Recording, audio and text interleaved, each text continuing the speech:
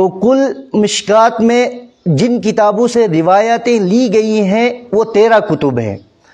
گویا آپ کے سامنے جو مشکات ہے یہ 13 کتابوں کا مجموعہ ہے، 13 کتابوں کے نوٹس ہے۔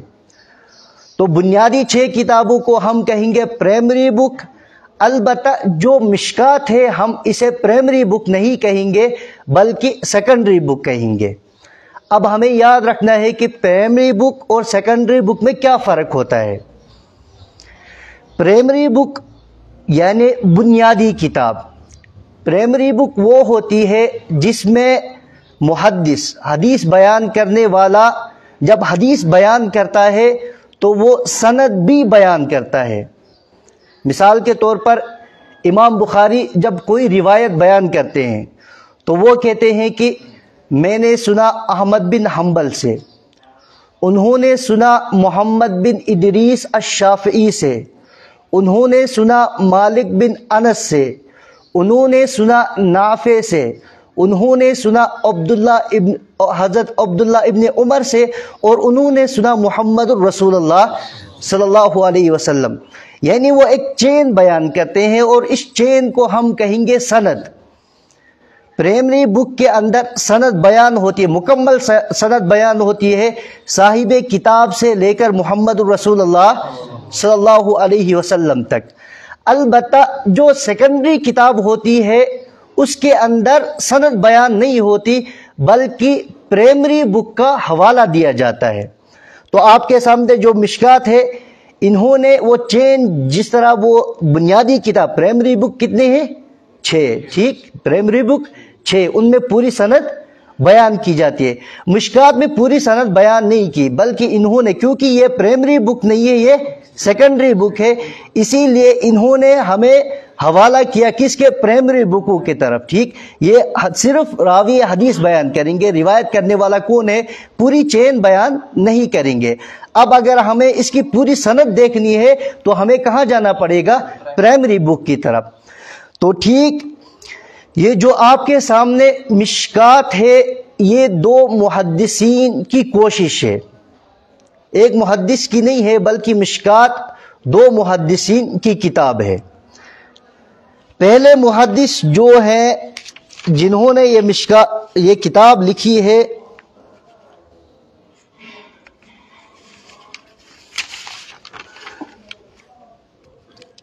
ابھی جو کتاب مشکات ہے اس کے مصنف کا نام ہے محمد بن عبداللہ الخطیب التبریزی، ٹھیک۔ اصل میں انہوں نے جو مشکات لی ہے، مشکات ہے مصابیح۔ پہلے ایک کتاب ایک محدث نے تقریباً آج سے 748 سال پہلے 748 ہجری میں ایک کتاب لکھی تھی، اس کتاب کا نام انہوں نے رکھا تھا مصابیح السنہ۔ اس کتاب کا نام انہوں نے کیا رکھا تھا، مصابیح السنہ۔ مصابیح عربی میں مصباح ہو گیا، واحد مصابیح اس کی جمع ہوتی ہے، یعنی سنت کے چراغ، اس کتاب کا انہوں نے نام رکھا۔ البتہ مصابیح السنہ میں 2 کمزوریاں تھیں۔ پہلی کمزوری یہ تھی کہ مصابیح السنہ والے نے جو حدیث نقل کی تھی اس کا حوالہ کوئی نہیں دیا تھا کہ میں نے جو حدیث لی ہے یہ کس کتاب سے لی ہے۔ اور دوسری بات یہ ہے کہ دوسری کمزوری اس میں یہ تھی کہ راوی حدیث کو بھی انہوں نے کیا کیا تھا، سکپ کیا تھا، حذف کیا تھا، راوی حدیث کا نام بھی منشن نہیں کیا تھا، صرف وہ کہتے تھے اللہ کے نبی نے یہ فرمایا یا اللہ کے نبی نے یہ کیا۔ یہ 2 کمزوریاں اس کتاب کے اندر مصابیح السنہ کے اندر تھی۔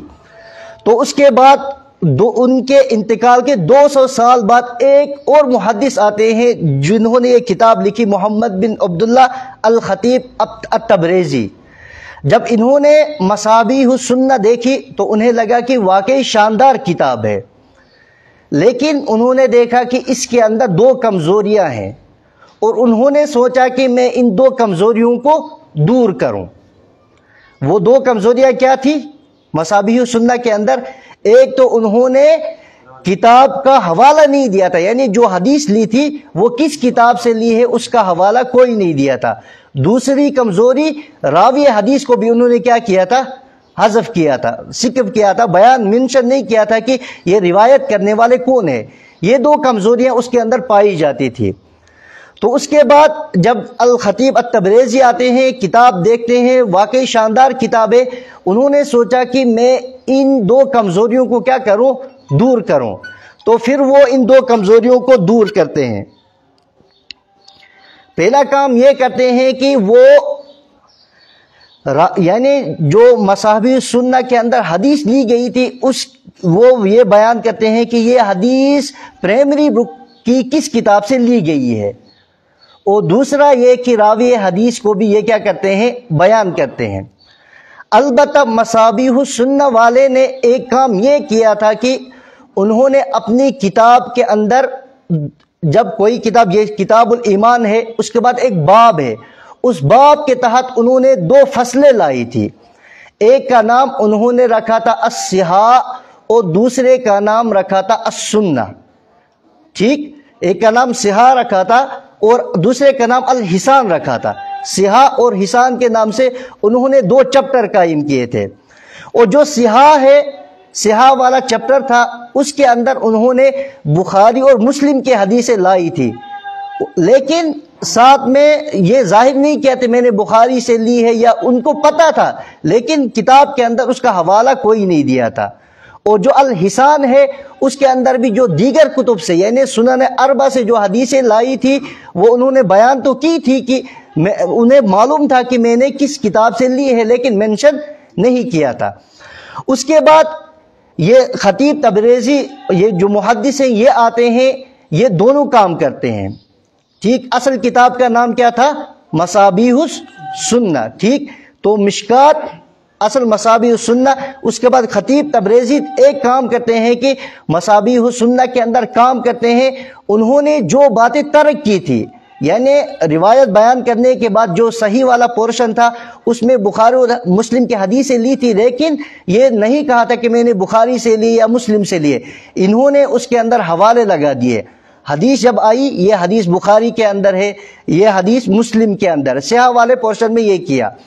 اور جو الحسان والے میں ہے، انہوں نے دیگر کتب کا حوالہ دیا کہ یہ کتاب، یہ حدیث فلاں کتاب سے لی گئی ہے۔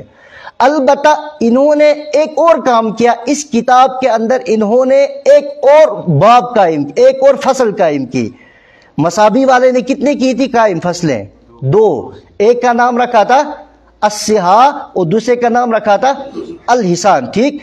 لیکن جو یہ مشکات ہے، انہوں نے اپنی اور ایک فصل بڑھائی، تیسری فصل اب انہوں نے قائم کی، اور تیسری فصل کے اندر انہوں نے وہ حدیثیں لائی جو مثال کے طور پر کتاب الایمان، صحاح والے نے یعنی مصابیح والے نے ایک عنوان قائم کیا تھا کتاب الایمان، اس کے اندر ایمان کے حوالے سے جو حدیثیں تھی وہ بیان کی تھی، لیکن روایت وغیرہ کا یہ مرجع وغیرہ کا ذکر نہیں کیا تھا۔ انہوں نے یہ کام کیا کہ انہوں نے دیکھا کہ یہ حدیث تیسری فصل کے اندر کچھ ایسی حدیثیں لائی جو اس کتاب یعنی اس فصل میں ہونی چاہیے تھی، لیکن مصابیح والے نے ان کو اس فصل میں نہیں لیا ہے، تو انہوں نے اپنی تیسری فصل قائم کی۔ جب تیسری فصل قائم کی تو انہوں نے اب کتاب کا نام چینج کیا۔ پہلے کتاب کا نام تھا مصابیح السنہ، کیونکہ اب اس کے اندر ان کی بھی ایک فصل آ گئی، تو اب انہوں نے کیا کیا؟ کتاب کا نام چینج کیا۔ اب انہوں نے کتاب کا نام رکھا مشکات المصابیح، انہوں نے رکھا تھا مصابیح السنہ یعنی سنت کے چراغ، مصابیح کہتے ہیں چراغ کو، سنت ہوگی سنت کے چراغ۔ اب انہوں نے کام کیا کہ اپنی ایک فصل بڑھانے کے بعد کتاب کا نام چینج کرنے کے بعد رکھا اس کتاب کا نام مشکات المصابیح۔ مشکات عربی زبان میں تاکچے کو کہتے ہیں، مصابیح ہو گئے چراغ، یعنی انہوں نے کہا کہ میں نے چراغوں کو تاکچوں میں رکھا۔ پرانے زمانے میں جو چراغ ہوتا تھا وہ ایک تاکچے میں رکھا جاتا تھا، اور اس کی وجہ یہ ہو جب تاکچے میں رکھا جائے اس کی لائٹ سامنے پڑ جاتی ہے، جس طرح ہماری موٹر سائیکل وغیرہ ہوتی ہے، اس کی جو ہیڈ لائٹ ہوتی ہے وہ ایک تاکچے میں رکھی ہوئی ہوتی ہے، ٹھیک، تاکہ اس کی لائٹ کیا جاتی ہے؟ سیدھے آگے جاتی ہے۔ اگر وہ تاکچہ نہیں بنایا جاتا تو اس کی لائٹ کیا رہتی؟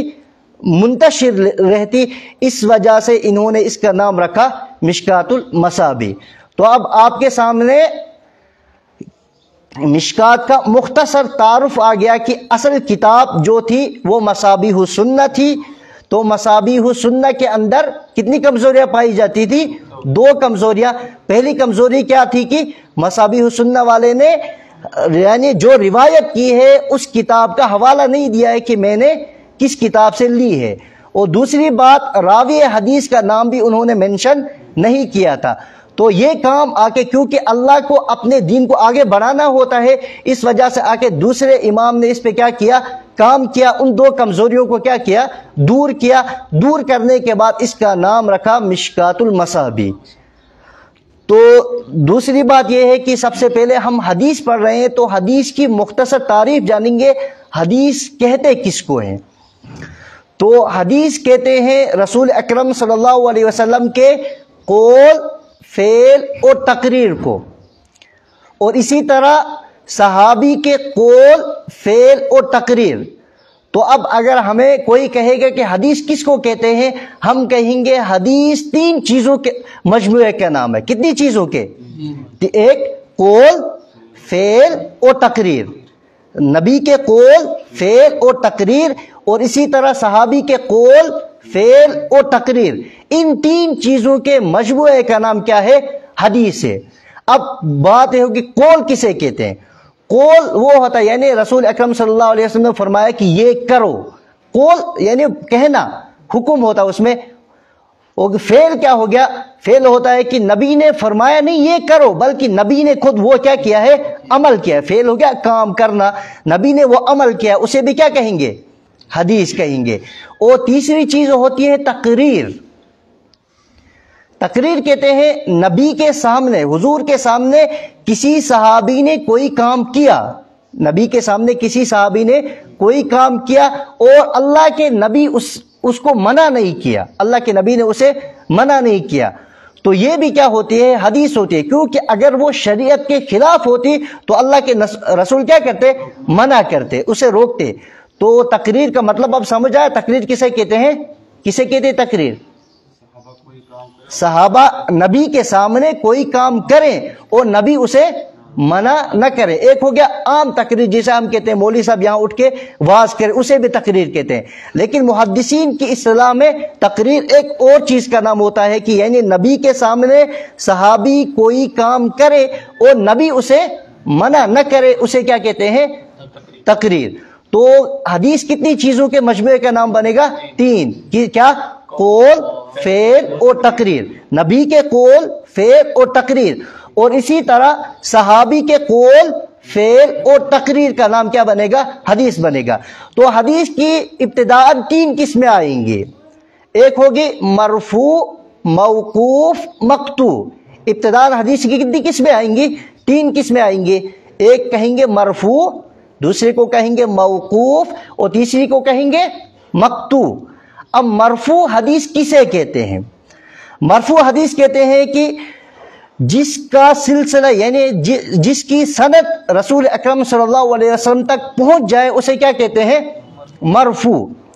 اور جس حدیث کی سند رسول اکرم صلی اللہ علیہ وسلم تک نہ پہنچے، صرف صحابی تک پہنچے، اسے کیا کہیں گے؟ موقوف۔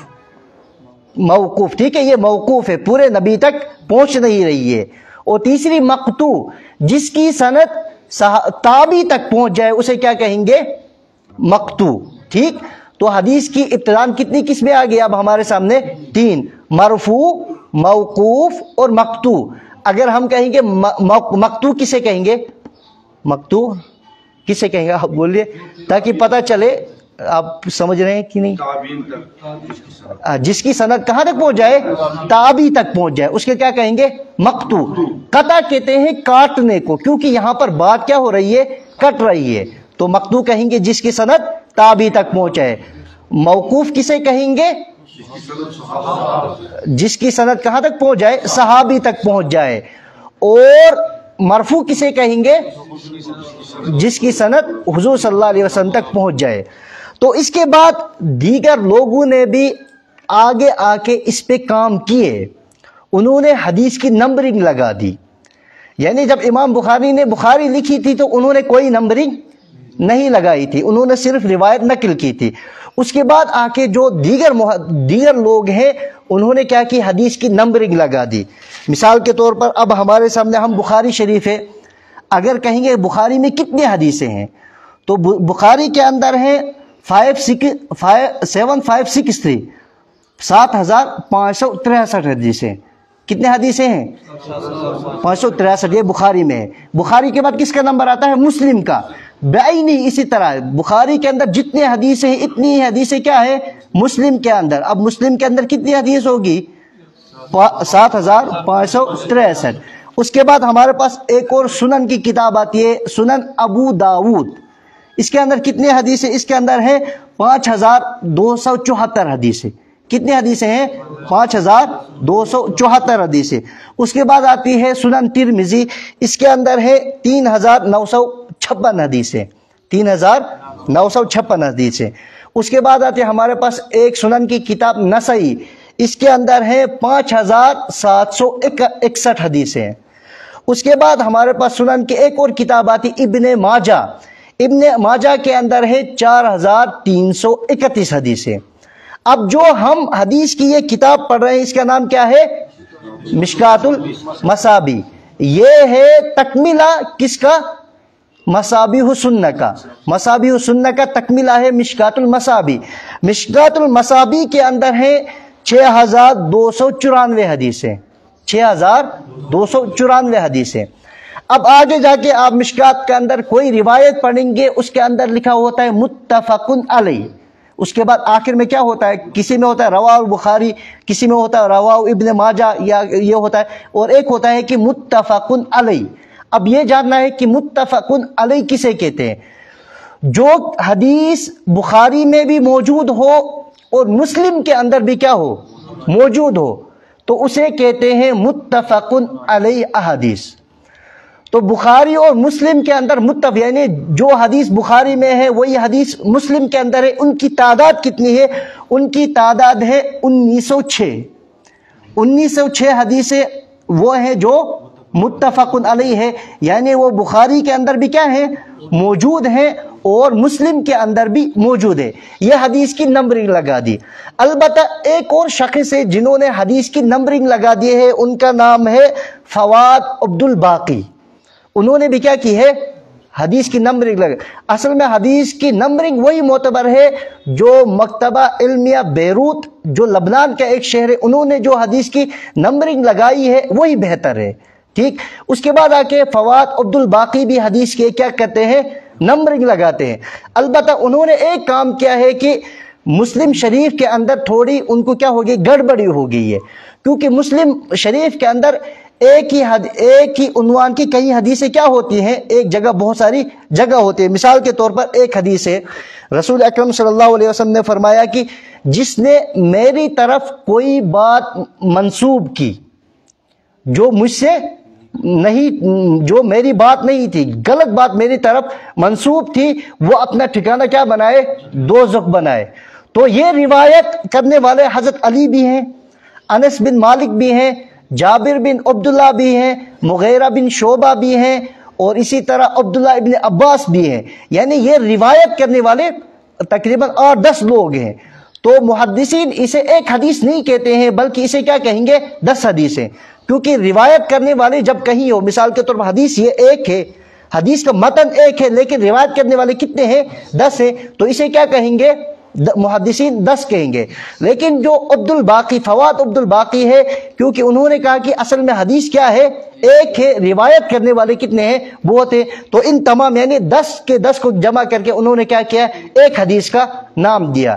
لیکن جمہور علماء نے ان کی اس تحقیق کو قبول نہیں کیا ہے، بلکہ وہی نمبرنگ انہوں نے ایکسپٹ کی ہے جو مکتبہ علمیہ البیروت، جو لبنان کا شہر ہے، انہوں نے کی ہے۔ تو یہ ہو گیا آپ کے سامنے مشکات المصابیح کا مختصر تعارف، ٹھیک۔ مشکات کے اندر احادیث کی تعداد، اور اسی طرح مشکات یہ پرائمری بک ہے یا سیکنڈری بک ہے؟ پرائمری بک اور سیکنڈری بک میں فرق۔ دوسری بات، حدیث کی بنیادی 3 قسمیں آپ کے سامنے آ گئی، حدیث کی بنیادی 3 قسمیں، اور یہ مشکات لی کس سے گئی ہے؟ اصل میں یہ مشکات تکملہ کس کا ہے؟ مصابیح السنہ. یہ آپ کے سامنے یہ باتیں آ گئی. اور دوسری بات، صاحب مشکات نے کتاب شروع کرنے سے پہلے سب سے پہلے کتاب الایمان لایا ہے. تو یہ جاننا ہے کہ کتاب الایمان لانے کی وجہ کیا ہے. یہ کتاب الصلاۃ بھی لا سکتے تھے، نماز کی شریعت کے اندر بہت اہمیت ہے. یہ کتاب الصلاۃ بھی لا سکتے تھے یا کوئی اور عنوان قائم کر سکتے تھے. انہوں نے کتاب الایمان کو ہی مقدم کیوں کیا؟ اس کی وجہ کیا ہے؟ تو ہمیں جاننا یہ ہے کہ ہم جو بھی عمل کریں، مثال کے طور پر ہم نماز پڑھیں، اگر ایمان نہیں ہوگا نماز معتبر چاہے کتنی بھی پڑھیں. حج کریں، ایمان نہیں ہوگا حج کا کوئی معتبر اعتبار نہیں ہے. زکوٰۃ دیں لیکن ایمان نہیں ہوگا تو اس کا کوئی بھی اعتبار نہیں ہے. تو انہوں نے سب سے پہلا کہا کہ شریعت کے جو دیگر اعمال ہیں وہ موقوف ہیں کس کے اوپر؟ ایمان کے اوپر. جب ایمان ہوگا وہ اعمال معتبر ہوں گے، جب ایمان نہیں ہوگا تو وہ اعمال بھی معتبر نہیں ہوں گے. تو ٹھیک، آپ کے سامنے ایمان. اب ایمان کہتے کس کو ہے؟ آپ نے پڑھا ہوگا کتاب الایمان، آپ نے پڑھا ایمان کسے کہتے ہیں؟ آپ کے سامنے بات آئی شاید. ایمان ہم کہیں گے ایمان کہتے کس کو ہے؟ اگر کوئی پوچھے ایمان تو کہتے کس کو ہے؟ شاید آپ کے سامنے آپ نے پڑھی ہے نا کتاب ایمان کا تعارف تو پڑھا، مطلب ایمان کہتے کس کو ہے؟ اب ایمان کہتے ہیں رسول اکرم صلی اللہ علیہ وسلم کے ان فرمودات کو دل سے مان لینا جو عقل سے اوپر ہیں. رسول اکرم صلی اللہ علیہ وسلم کے ان فرمودات کو مان لینا جو عقل سے اوپر ہیں. مثال کے طور پر ایمان یہ ہے کہ ہمیں مرنے کے بعد زندہ ہونا ہے، عقل اسے ماننے کے لیے. ایمان کہتا ہے کہ مرنے کے بعد جنت بھی ہے دوزخ بھی ہے، جنت بھی ہے دوزخ بھی دیکھی نہیں ہے. عقل ان چیزوں کو مانتی ہے جن کا مشاہدہ، جو چیزیں نظر آتی ہے ان کو کیا کہتے ہیں؟ عقل ایکسپٹ کرتی ہیں. اور جو چیزیں مشاہدے کے یعنی نہ دکھنے میں نہیں آتی، عقل ان چیزوں کو ماننے کے لیے تیار نہیں ہو جاتی. تو ان چیزوں کے مان لینے کا نام ایمان ہے جو چیزیں عقل کے مشاہدے سے باہر ہو. عقل کے مشاہدے سے باہر چیزوں کا نام ایمان ہے. تو ٹھیک، اب ہمارے پاس جو حدیث ہم پڑھیں گے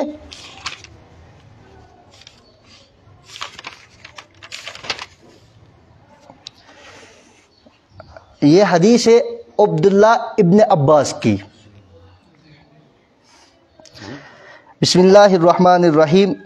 وعن العباس بن مطلب قال قال رسول اللہ صلی اللہ علیہ وسلم ذاق طعم الایمان من رضی باللہ ربا وبالاسلام دینا وبمحمد رسولا صلی اللہ علیہ وسلم.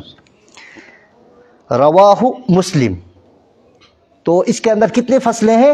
ایک کتاب ہے، کتاب کے اندر باب آتا ہے، باب کے اندر پھر آتے ہیں فصل اول. فصل اول کس کی ہے؟ مصابیح السنہ والے کی، یہ یاد رکھنا چاہیے. اور فصل اول کے اندر کون سی روایتیں نقل کی ہیں انہوں نے؟ صرف بخاری اور مسلم کی. فصل اول کے اندر صرف بخاری اور مسلم کی. اور دوسری فصل آگے آئے گی، دوسری فصل اس کے اندر روایتیں ہوتی ہیں جو بخاری اور ادر دین بخاری اور مسلم، بخاری اور مسلم کے علاوہ کتابوں کی، یعنی سنن نسائی، ابو داؤد، ترمذی، ابن ماجہ، ان کی ہوتی ہے فصل ثانی میں. اور یہ دونوں فصلیں کس کی ہیں؟ مصابیح السنہ والے کی یہ دونوں فصلیں. ٹھیک ہے، فصل اول بھی مصابیح السنہ والے کی ہے اور فصل دوئم بھی کس کی ہے؟ مصابیح السنہ والے کی. اور ان کی اپنی فصل کون سی ہے؟ تیسری فصل، فصل ثالث مشکات والے کی اپنی فصل ہے. اسی وجہ سے اس فصل ثالث کی ہی وجہ سے انہوں نے اس کتاب کا نام کیا کیا ہے؟ چینج کیا ہے. اور آپ دیکھیں گے فصل ثالث کے اندر یہ بخاری اور مسلم کی بھی روایتیں لاتے ہیں. کیوں انہوں نے یہ کیا کہ دیکھا کہ مصابیح السنہ والے نے ایمان کا عنوان قائم کیا، اس کے پھر ایمان کے تحت جو حدیثیں لائی ہے، اس کے بعد انہوں نے دیکھا کہ یہ حدیثیں ان سے کیا ہو گئی ہے؟ چھوٹ گئی ہے. اب یہ کام بھی کر سکتے تھے اسی عنوان کی مناسبت جو حدیث تھی اگر وہ صحیحین کی تھی یعنی بخاری اور مسلم کی تھی وہ کہاں رکھتے؟ فصل اول میں رکھتے، اور جو صحیحین کے علاوہ دیگر کتابوں کی تھی وہ کیا رکھتے؟ فصل ثانی کے اندر رکھتے۔ انہوں نے یہ کام نہیں کیا، انہوں نے یہ سوچا کہ جو صاحب کتاب کی محنت ہے میں اس کی محنت کو بعین ہی کیا رکھوں؟ موجود رکھوں۔ البتہ انہوں نے تیسری فصل کے اندر بخاری اور مسلم کی حدیثیں بھی لائی اور دیگر کتب کی حدیثیں بھی لائی، اور جو بخاری اور مسلم کی حدیثیں لائی ہیں وہ حدیثیں نہیں ہیں جو پہلی حدیث کے اندر کیا پہلے باب کے اندر آئی ہیں، بلکہ پہلے باب سے جو حدیثیں ان کو لگتا تھا چھوٹ گئی ہیں وہ حدیثیں انہوں نے جمع کی فصل ثانی کے اندر، تو ثالث کے اندر۔ تو اب حدیث ابن عباس ہے، ٹھیک؟ تو رسول اکرم صلی اللہ علیہ وسلم فرماتے ہیں ذاق طعم الایمان، اس شخص نے، عمومی طور پر من جو ہوتا ہے، من عربی میں ذوی العقول کے لیے استعمال ہوتا ہے، لفظ ہوتا ہے ذوی العقول اور غیر ذوی العقول، ٹھیک؟ ذوی العقول کس کو کہتے ہیں؟ ذو ہو گیا والا، ذو والا، اب ذوی العقول کیا ہو گیا؟ عقل والا، اور غیر ذوی العقول غیر عقل والا۔ تو جو من استعمال ہوتا ہے یہ کن کے لیے استعمال ہوتا ہے؟ ذوی العقول کے۔ یہ اصطلاحات آئیں گی تو ان اصطلاحات کو کیا کریں گے؟ کیونکہ یہ محدثین کی ٹرم میں، اسی کے اعتبار سے ہمیں کیا کرنا ہے؟ ان کی اصطلاحات کو یاد رکھنا ہے تاکہ ہمیں کیا ہو جائے؟ فائدہ ہو جائے۔ تو جو من استعمال کیا جاتا ہے یہ ذوی العقول کے لیے استعمال کیا جاتا ہے، اور غیر ذوی العقول اس میں نہیں آتی۔ اسی وجہ سے حدیث میں آیا ہے کہ وَعَنِ الْعَبَّاسِ بْنِ مُطَّلِّبِ قال رسول اللہ صلی اللہ علیہ وسلم ذاق طعم الایمان۔ ذاق یہ ماضی کا صیغہ ہے، ماضی گزرا ہوا زمانہ، اور زمانے کتنے ہوتے ہیں؟ تین، ماضی، حال اور مستقبل۔ ماضی کون سا زمانہ ہو گیا؟ گزرا ہوا زمانہ، حال پریزنٹ، ٹھیک ہے، ہاں، مستقبل آگے آنے والا زمانہ۔ تو اس میں جو صیغہ استعمال کیا ہے انہوں نے کیا ہے ماضی کا صیغہ استعمال۔ ذاق چکھا اس شخص نے ایمان کا مزہ، کب چکھا؟ پہلے ہی چکھا اس نے، اور ماضی کے اندر کیا ہوتی ہے؟ تاکید ہوتی ہے، ماضی کے اندر تقویت ہوتی ہے، اسی وجہ سے صیغہ ماضی لایا ہے ذاق طعم الایمان، چکھا اس شخص نے ایمان کا مزہ، چکھا اس شخص نے ایمان کا مزہ۔ اب آگے آ کے اس کی وضاحت کریں گے وہ خوش نصیب شخص کون ہے۔ تو اس کے اندر انہوں نے تین باتیں بیان کی ہیں کہ کس شخص نے چکھا، اس کی تین صفتیں بیان کی ہے۔ من رضی باللہ ربا، جو اللہ کے رب ہونے پر کیا ہو گیا؟ راضی ہو گیا۔ تو ہونے پہ راضی نہیں ہے وہ ایمان کا مزہ چکھے گا یا نہیں؟ نہیں۔ ایمان کا مزہ چکھنے کے لیے انہوں نے کیا کہا ہے؟ تین چیزیں ہونی چاہیے۔ جب یہ تین چیزیں پائی جائیں گی تب کیا ہو جائے گا؟ ایمان کا مزہ، ایمان کی چاشنی آ جائے گی۔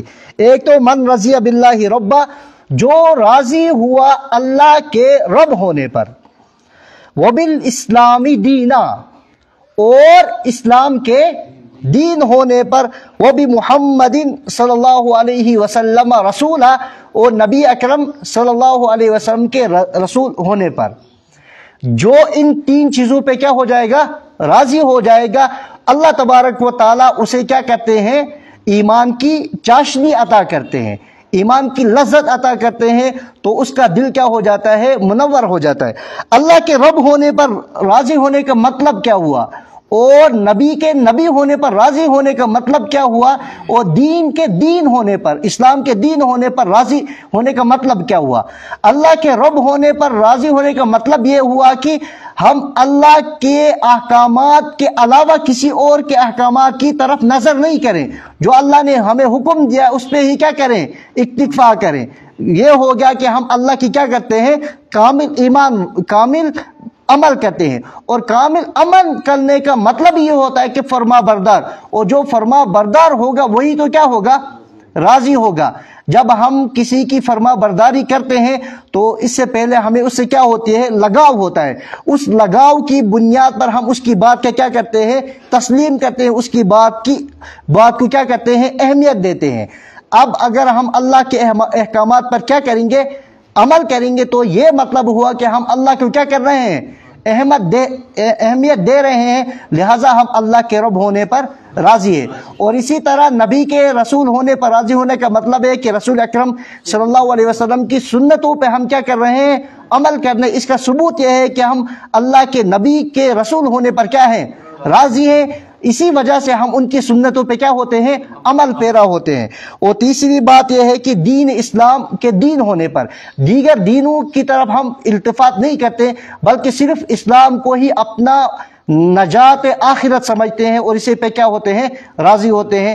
تو یہ ہو گیا حدیث کی مختصر تعریف۔ دوبارہ میں حدیث پڑھتا ہوں۔ وعن العباس بن مطلب قال قال رسول اللہ صلی اللہ علیہ وسلم، حضرت عباس بن مطلب رضی اللہ تعالی عنہ روایت کرتے ہیں۔ قال یہ لفظ ہے، اب ہم قال کا مطلب ہوتا ہے کہا انہوں نے، فرمایا انہوں نے، اب ہم اسے کہتے ہیں روایت کرتے ہیں، ٹھیک۔ قال اس کے بعد دو قال آتے ہیں، ایک قال راوی کی طرف منسوب ہوتا ہے اور دوسرا قال آگے آنے والے حدیث کی طرف منسوب ہوتا ہے۔ تو دو چیزیں آگے، ایک ہوتی ہے سند، ایک ہوتی ہے متن۔ تو یہاں تک وعن العباس بن مطلب رضی اللہ تعالی عنہ قال، اسے ہم کیا کہیں گے؟ اس کو کہیں گے سند، ٹھیک۔ آگے جو عنوان آ رہا ہے قال رسول اللہ صلی اللہ علیہ وسلم، اس کو کیا کہیں گے؟ متن، ٹھیک۔ سند اور متن میں فرق، یعنی جو روایات کا سلسلہ ہوتا ہے اسے کہیں گے سند، اور جو اصل بات ہوتی ہے اسے کیا کہیں گے؟ متن۔ یہ ہو گیا سند اور متن میں فرق۔ حضرت عباس بن مطلب رضی اللہ تعالیٰ عنہ روایت کرتے ہیں کہ رسول اکرم صلی اللہ علیہ وسلم نے فرمایا، اس نے ایمان کا مزہ چکھ لیا جو اللہ تعالیٰ کی ربوبیت، یعنی اللہ کے رب ہونے پر، ربوبیت اللہ کے رب ہونے پر، اسلام کے دین اور رسول اکرم صلی اللہ علیہ وسلم کی رسالت پر کیا ہو گیا؟ راضی ہوا، اس نے ایمان کا مزہ چکھ لیا۔ اور یہ روایت کی ہے امام مسلم نے، یہ سیکنڈری بک ہے۔ اب یہ ہمارا حوالہ دے رہے ہیں کہ اگر آپ کو اس کی مکمل سند دیکھنی ہے تو آپ کہاں جائیں؟ بنیادی کتابوں پر۔ بنیادی کتابیں کیا ہیں؟ یہ جو ہماری 6 کتابیں جو ہیں ان کی طرف ہمیں کیا کر رہنمائی کر رہے ہیں۔ اگر آپ کو اب پوری مکمل سند دیکھنی ہے تو آپ جا کے وہاں دیکھیں، میں نے حوالہ دیا ہے، ٹھیک۔ اور دوسری حدیث ہے وعن ابی ہریرہ رضی اللہ تعالی عنہ قال رسول اللہ صلی اللہ علیہ وسلم والذی نفس محمد بیدہ لا يسمع بی احد من هذه الامہ یہودی ولا نصرانی ثم يموت ولم یؤمن بالذی ارسلت بہ الا کان من اصحاب النار۔ اس حدیث کی ترجمہ، حضرت ابو ہریرہ رضی اللہ تعالی عنہ روایت کرتے ہیں کہ رسول اکرم صلی اللہ علیہ وسلم نے فرمایا، اس ذات کی قسم جس کے قبضے میں محمد الرسول اللہ صلی اللہ علیہ وسلم کی جان ہے، اس امت میں کوئی یہودی اور نصرانی اگر میری بات سنے بغیر مر گیا، اس امت میں اگر کوئی یہودی یا نصرانی میری بات سنے مر گیا، بالذی ارسلت بہ، وہ بات جو مجھے دے کر بھیجی ہے، الا کان من اصحاب النار، تو وہ کن میں سے ہوگا؟ اصحاب نار والوں میں سے، یعنی دوزخ والوں میں سے۔ تو حدیث کے اندر سب سے پہلے رسول اکرم صلی اللہ علیہ وسلم قسم دکھا رہے ہیں۔ تو قسم دکھانے کی کیا ضرورت ہے؟ آپ قرآن پاک میں بھی دیکھیں، اللہ تبارک و تعالیٰ بعض اوقات قسم دکھا کر کوئی بات بیان فرما رہے ہیں۔ تو اس کا مطلب یہ ہوتا ہے کہ اس بات کی اہمیت کی طرف توجہ دلانی ہوتی ہے، حالانکہ اللہ تعالیٰ کو اپنی بات منوانے کے لیے قسم کھانے کی کوئی ضرورت نہیں ہوتی ہے۔ تو اس کا مطلب یہ ہوتا ہے کہ اس بات کی اہمیت ہے، تاکہ جب قسم آئے تو لوگوں کو جان لینا چاہیے کہ اس کے اندر کیا ہے؟ اہمیت ہے۔ تو رسول اکرم صلی اللہ علیہ وسلم فرماتے ہیں من ہذہ الامہ، اس امت میں سے۔ تو رسول اکرم صلی اللہ علیہ وسلم کو جو اللہ تعالیٰ نے مبعوث کیا ہے، یہ پوری کائنات کے لیے مبعوث کیا ہے۔ اللہ کے نبی مسلمانوں کے بھی نبی ہیں اور غیر مسلموں کے بھی کیا ہیں؟ نبی ہیں، دونوں کے نبی ہیں۔ تو یہاں پر حدیث میں لفظ استعمال ہوا ہے من ہذہ الامہ، تو اب محدثین کیا کریں گے؟ امت کی تقسیم کریں گے۔ اب بیان کریں گے کہ امت کی 2 قسمیں ہیں، ایک کا نام ہے امت دعوت اور دوسری کا نام ہے امت اجابت۔ امت کی پھر کتنی قسمیں آئیں گی؟ حدیث میں صرف یہ لفظ بیان کیا گیا کہ من ہذہ الامہ، اس امت میں سے، کیونکہ نبی کس کے لیے ہیں؟ پوری کائنات کے لیے، جن و انسانوں کے لیے بھی ہیں۔ تو امت کا جب لفظ استعمال ہوا یہ اس کے اندر تمام شامل تھے، فرما بردار بھی، غیر فرما بردار بھی، ایمان والے بھی، غیر ایمان والے بھی۔ نبی کو ایمان والوں کے لیے بھی بھیجا گیا ہے، غیر ایمان والوں کے لیے بھی بھیجا گیا ہے۔ تو اب محدثین کیا کریں گے؟ امت کی تقسیم کریں گے۔ وہ کہیں گے کہ امت کی دو قسمیں ہیں، ایک ہوتی ہے امت دعوت، ایک ہوتی ہے امت اجابت۔ اب سمجھنا ہے کہ امت دعوت کون سی امت ہے اور امت اجابت کون سی امت ہے۔ رسول اکرم صلی اللہ علیہ وسلم کے ذات کے اوپر جن لوگوں نے ایمان لایا اسے کہتے ہیں امت اجابت۔ اجابت مطلب قبول کرنے والی امت، ٹھیک؟ اور جنہوں نے رسول اکرم صلی اللہ علیہ وسلم کی ذات کے اوپر ایمان نہیں لایا ان کو کہتے ہیں اس کو کہتے ہیں امت دعوت، یعنی یہ اجابت والی نہیں ہے۔ اب اجابت والوں کا کام ہے کہ ان تک کیا کرے؟ دعوت پہنچائے۔ تو امت کی دو قسمیں آ گئی، امت دعوت اور امت اجابت۔ اور جو یہاں پر خصوصی طور پر دو قوموں کا ذکر کیا گیا ہے، ایک یہودی اور ایک نصرانی۔ یہودی بھی کیا ہے؟ امت دعوت۔ نصارہ بھی کیا ہے؟ امت اجابت۔ تو رسول اکرم صلی اللہ علیہ وسلم اس حدیث میں یہ بیان فرمانا چاہتے ہیں کہ چاہے یہودی، کیونکہ وہ کتاب کی کیا کرتے تھے؟ اپنے وقت کے نبی کی اتباع کرتے تھے، آسمان کی طرف سے انہیں کتاب دی تھی، اس مشن کے اوپر کیا کرتے تھے؟ عمل کرتے تھے۔ اسی طرح نصارہ بھی، ان کے پاس بھی کیا تھی؟ نبی بھی تھا، کتاب بھی تھی۔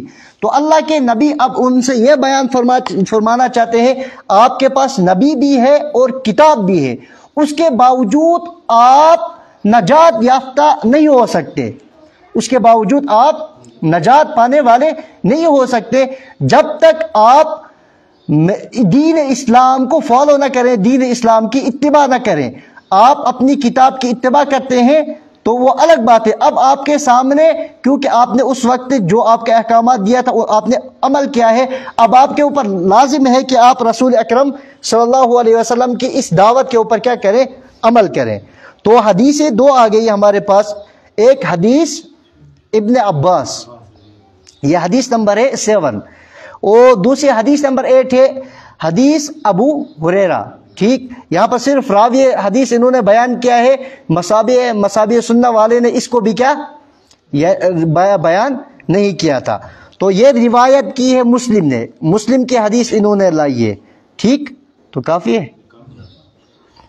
اللہ تبارک و تعالیٰ سننے سے زیادہ عمل کرنے کی توفیق عطا فرمائے۔ تو خلاصہ یہ ہوگا کہ مشکات تکملہ ہے مصابیح سنہ کا۔ مصابیح سنہ کے اندر دو کمزوریاں پائی جاتی تھی جو امام الخطیب التبریزی نے آ کر ان دو کمزوریوں کو دور کیا۔ پہلی کمزوری اس کے اندر یہ تھی کہ انہوں نے راوی حدیث کو بیان نہیں کیا تھا، اور دوسری کمزوری یہ تھی کہ انہوں نے کتاب کا حوالہ بھی نہیں دیا تھا۔ تو انہوں نے ان دو کمزوریوں کا کیا کیا؟ دور کیا۔ ان دو کمزوریوں کو دور کرنے کے بعد انہوں نے کتنے باب کا، انہوں نے 2 چپٹر قائم کیے تھے۔ ایک کا نام رکھا تھا انہوں نے الصحاح، دوسرے کا نام رکھا تھا انہوں نے الحسان، اور انہوں نے کیا کیا؟ اپنا ایک اور چپٹر بنایا۔ تو اس کے بعد انہوں نے مصابیح سنہ کتاب کا نام چینج کر کے اپنے اس تیسرے چپٹر کی وجہ سے چینج کر کے اس کا نام رکھا مشکات المصابیح، یعنی چراغوں کو طاقچے میں رکھنا۔ تو یہ کہتے ہیں کہ میں نے چراغوں کو کیا کیا؟ طاقچے میں رکھ کیا۔ اللہ تبارک و تعالیٰ سننے سے زیادہ عمل کرنے کی توفیق عطا فرمائے۔ سبحان ربک رب العزت عما یصفون وسلام علی المرسلین والحمد للہ رب العالمین۔